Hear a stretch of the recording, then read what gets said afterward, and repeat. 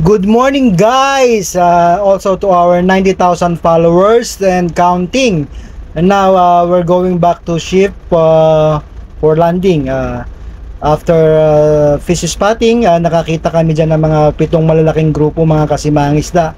So ayan mga kasimangisda, may 7 groups kami na tinutumbok ng ating mother boat, ng ating boat. So sana mahuli natin yung mga nakita natin mga grupo ng isda mga kasimangisda. So yan po, pabalik na kami dahil na 2 hours na rin po kami na lumilipad at na siyasat na namin ang area, na check na namin doon. Maganda naman po nagpapakita doon. Yan.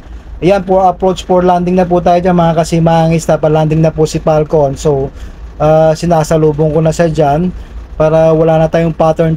Diretso na landing. So, depende rin sa hangin, pero kalmada naman po mga kasimangista. Kaya ginagagawa po yan isang tuna spotter na katulad ko mga kasimangista. Mga veteranong tuna spotter na to. Dito na po tinubuan ng uban. Dito na naputi ang ating mga buhok mga kasimangista. Magpi 15 years na rin po tayo dito sa company. So, ayan mga kasimangista. Approach for landing na tayo. Yan. Kitang-kita nyo ating helipad. And then yan.